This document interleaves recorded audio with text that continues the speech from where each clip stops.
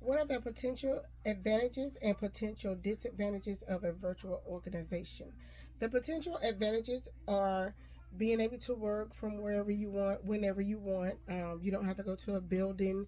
You don't even have to leave your house if you don't want to. If you're not feeling well or if you're just tired, you don't have to get up and be at work at 8:30. You can just get up whenever it's convenient for you, or you can just walk into your office if that's what you choose to do. Some disadvantages would be you wouldn't be able to just um, see coworkers and have that human interaction that you would have if you were at the workplace. Sometimes, we need to interact with adults other than video chat, web chat, texting, sort of things. Sometimes you lose your the skills of human interactions. In a virtual organization, how can work anytime and anywhere? How do you decide to work? I think you would decide to work on the supply demand basis or the need basis. Some people may have to have afternoon. Some people may just work in the daytime. The need would have to You would have to fit the need of your clients or your customers. That's when you should work. And I think where you should work is virtual, anywhere that you decide or anywhere that the need is. If you have to go and meet a client, then that's what it is. If you have to sit at home and video chat, or say if you can go to the library and do stuff, wherever you choose, wherever the demand is leading you, that's where you should decide to work and when you should decide to work. When do you stop working? Same thing. You can. It depends on the need. If you work weekends, if you work past 5, if you work until 5, I think the supply should fit the need. If I am doing home loans, I may have to work some weekends because most of your people that's purchasing houses will work during the week.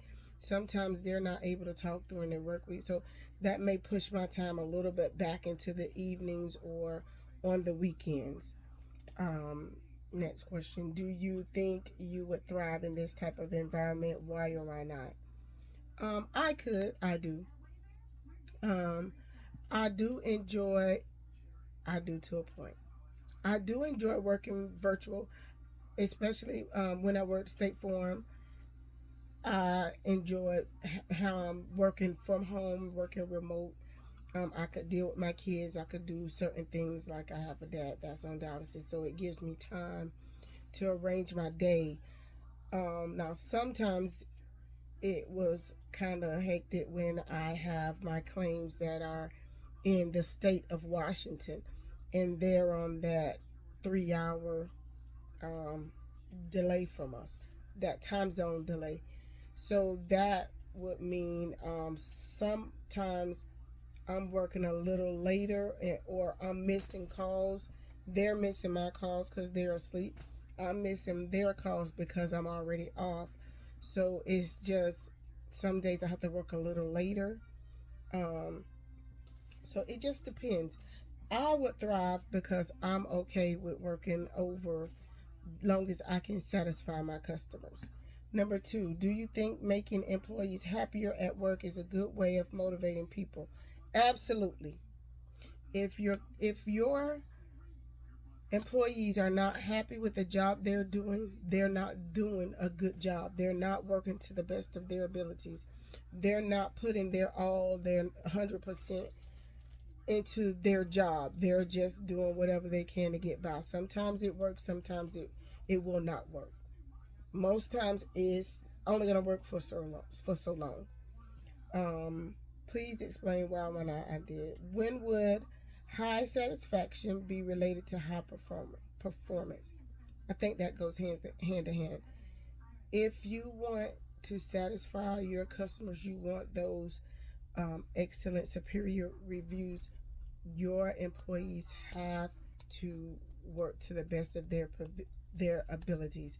Having high performance from your employees will guarantee high satisfaction from your clientele every time, every single time. Sometimes it's just the small things that they do that go above and beyond their job, and you never know what client that will just sit well with and they will write excellent reviews. Number three, what do you think are the major causes of absenteeism at work? How can companies minimize the level of ab, I can't get that right, absenteeism that takes place? Major cause of, for me, a major cause of people not going to work and being absent is they're not happy at work. That will cause people to call in quicker than they thinking they're gonna be fired. Because if you say we're gonna go out of business, people probably still come to work, but if they're not happy, they're not coming at all. They're not gonna come. They don't care how you put it. If you're not making your employees feel like they matter, then they don't show up. How to minimize this is make them feel like you want them there. Make them feel like their opinion matter, their ideas matter, they matter.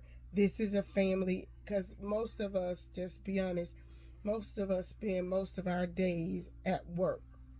So we want to feel like we have two families, our at-home family, our at-work family.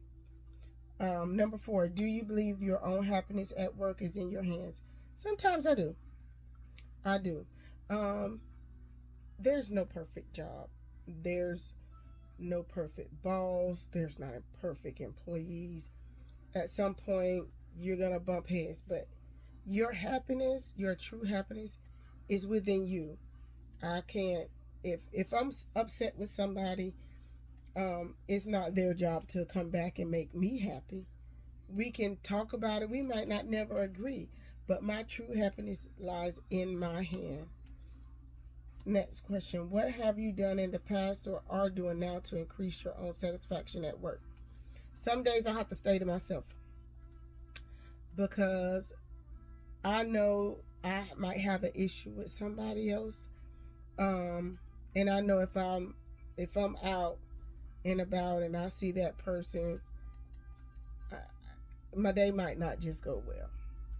Just seeing people, your day might not go well. Just let's be honest. But sometimes you just need a little break. You just need to back up. You re just take a step back, breathe, and then you go on with your day. Um, that's what I do. Number five, you are the owner of a business and you just found out that one of your employees has lied on an expense report. He is a great employee and one of your best salespeople. How would you handle this situation? Please explain why you chose your route of resolution. First of all, I'm going to triple check it. But I will talk to that person.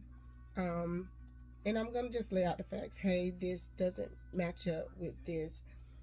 And you give them the opportunity to explain themselves. Then you explain to them the importance of what the company does, how the company works financially, and you give them a chance to, kind of correct it. I'm not going to say I'm just going to fire Buddy if he's my best person. But I'm going to look at the numbers and see how long has Buddy been lying, because Buddy might not just be the best salesperson if he lied on this expense report. So now I'm checking up for everything to make sure that he is. And if he is, you give people a chance. You give them a chance to right the wrongs, and it may just be a mistake on his part that he added something wrong or he forgot something. That's normal. I have a lot going on and I forget stuff all the time with 2 jobs, 2 boys, baseball, a sick dad, blind sister. It's a lot. It can be a lot. So you kind of work with people. Now if he's just been just been telling lies for a long time, then I may have to let him go. But in the beginning, I'll try to work with him and see where we go. It just depends on how honest he's going to be as to how far up the discipline chart I need to go. Y'all have a great week.